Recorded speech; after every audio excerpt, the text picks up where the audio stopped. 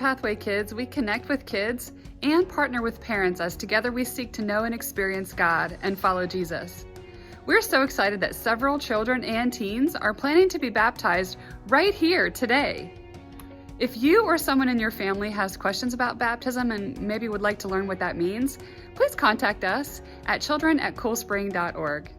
Enjoy the Bible story.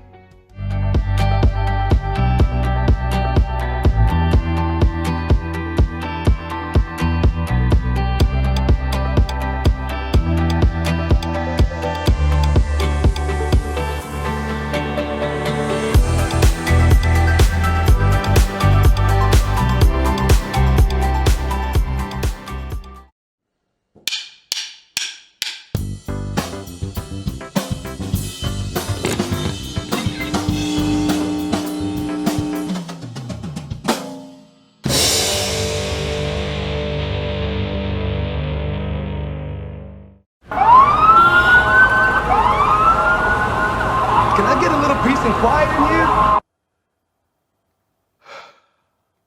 I gotta be honest. It's easy to think about peace as a bubble. Ignoring the world so that you can chill out and get a little you time. Or maybe you think of peace as a simple agreement. You do your thing, I do mine.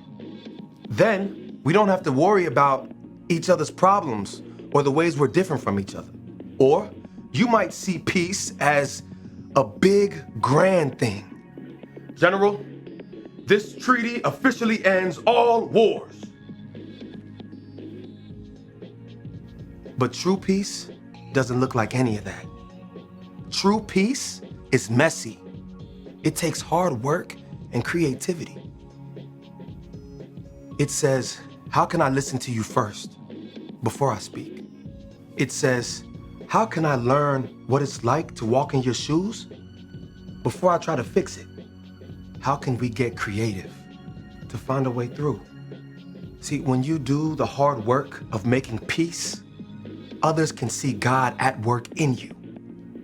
That's why making peace is an amazing way to worship God with your life.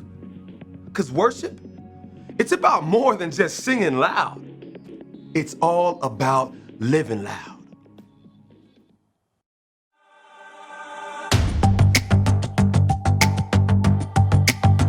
You're my courage, I don't have to be afraid. You're my fortress, no matter what comes my way. You're my treasure forever, yes, we'll be together always.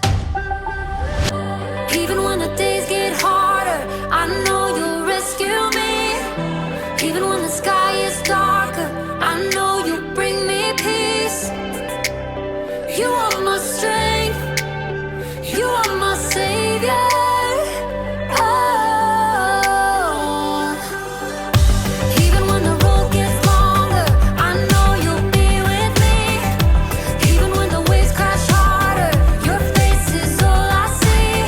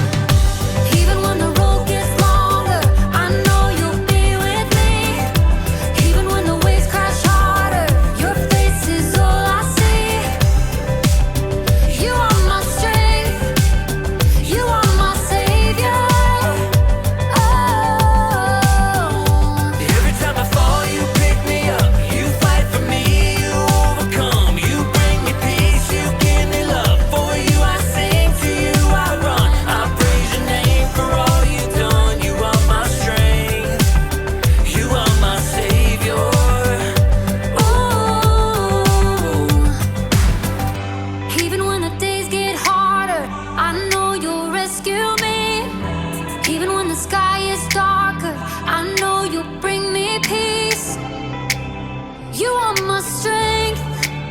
You are my savior. Oh, even when the road gets longer, I know you'll be with me. Even when the waves crash harder, your face is all I see. You are my strength. You are my savior.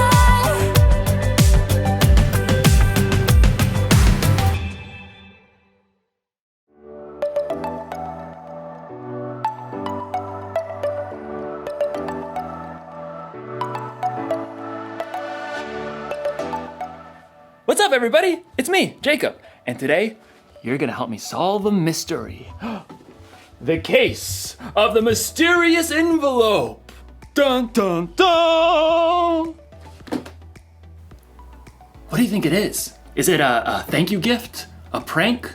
A peace offering? Actually, peace is what we're talking about today. Peace is proving you care more about each other than winning an argument. But that doesn't get me any closer to finding out what's inside this package. I feel like I should be wearing gloves for this. Yeah.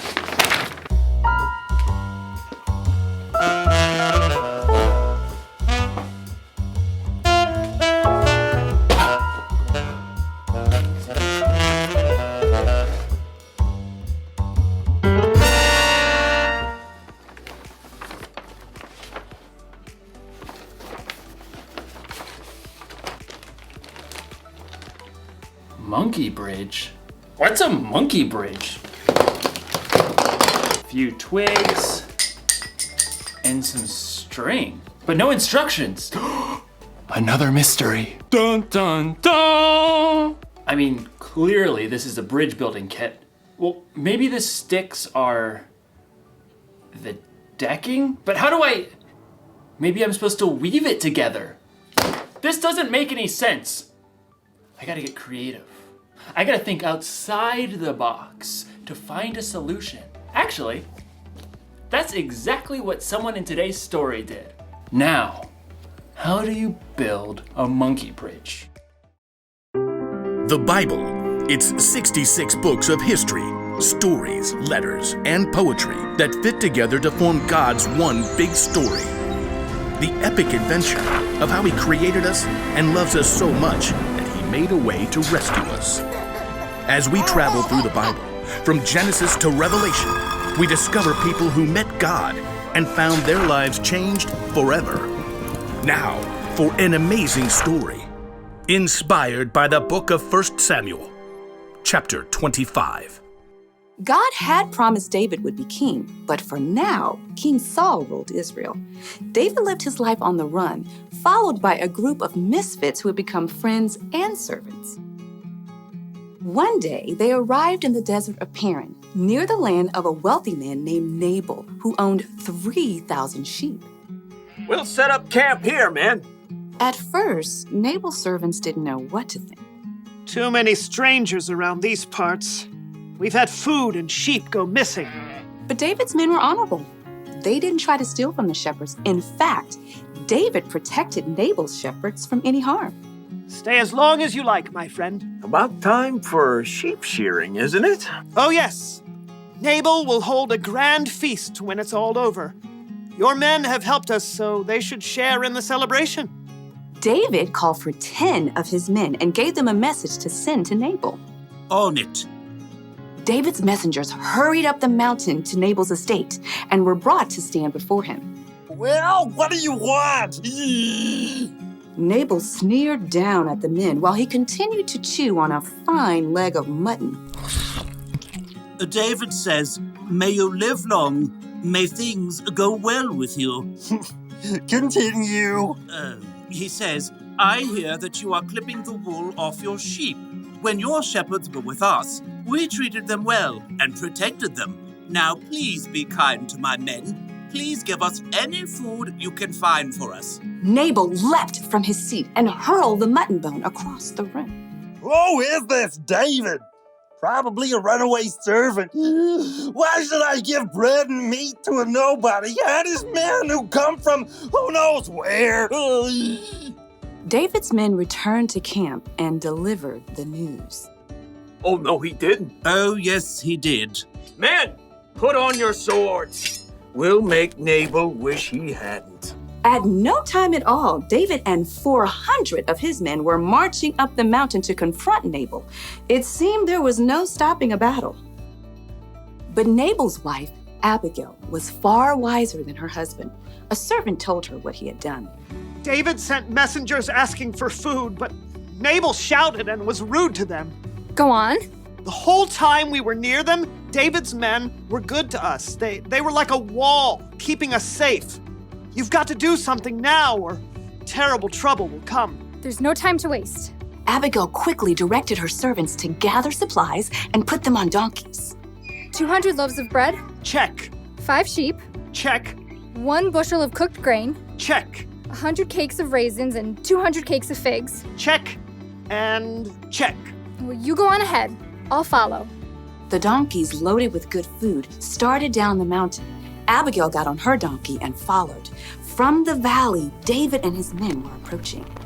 Everything we've done has been worthless. I watched over this fellow's property, but he's paid me back evil for good. We'll wipe him out. As David's anger grew, though, he spotted something along the path. A pack of donkeys. What's this? Well, it looks like they're carrying something. Food for a feast, I'd say. Behind the pack of donkeys, Abigail prepared for what lay ahead. I must stop this. The moment Abigail saw David, she slid off her donkey and fell face down on the ground before his feet. Please, let me speak. Let me take the blame for Nabal's actions. Abigail raised her eyes just enough to notice David's surprised face. He nodded. Don't pay attention to Nabal. He's always doing foolish things. I'm sorry I didn't get to see your messengers, but I've brought a gift for you. Right now, the Lord has kept you from killing Nabal and his men. Let the Lord deal with your enemies. Abigail rose to her feet. David and his men listened, surprised by the strength of her message. You fight the Lord's battles, so he will give your family line a kingdom that will last. He'll make you ruler of Israel. And when he does, you won't have a heavy load on your mind about killing people with no reason. The Lord will give you success. When that happens, please remember me. Abigail took a deep breath and waited. David smiled. Give praise to the Lord. He sent you to find me. May he bless you for this. You have kept me from using my own hands to get even. David's men unloaded the food that Abigail had brought. Go home in peace. I'll do what you have asked. Abigail made her way back up the hillside to her home. She had chosen to humble herself and do the hard yet creative work of making peace. In the end, Nabal paid the high price for his foolish anger, but God blessed Abigail. The fight between Nabal and David wasn't Abigail's problem, but she didn't use that as an excuse. She got involved. She acted fast, and she found a creative solution. You see, just because something isn't your problem doesn't mean you can't get involved. God has given each one of us unique talents and unique ways of seeing things. So, if you see people in a fight and you're the only one who can see a way to make peace, you should help them solve that mystery. Jesus showed us how important making peace was to him when he gave his life on the cross. We can make peace with others by being part of the solution. You can help calm an argument between two people by making them laugh. You can suggest solutions to problems that others might not see. Or if a fight looks like it might get dangerous, you can find a grown-up to help keep the peace. The one thing to remember today is this: you can show you care about others by being part of the solution. So this week, be on the lookout for creative ways to build bridges between people in your small part of the world. I'm gonna have to get pretty creative myself. Here's what the bridge is supposed to look like. Mystery solved. You know, if that bridge was full-sized, I could cross an entire canyon on that one thin little rope. But first I'd need to solve my fear of heights problem. Dun dun dun! I'll see you next time.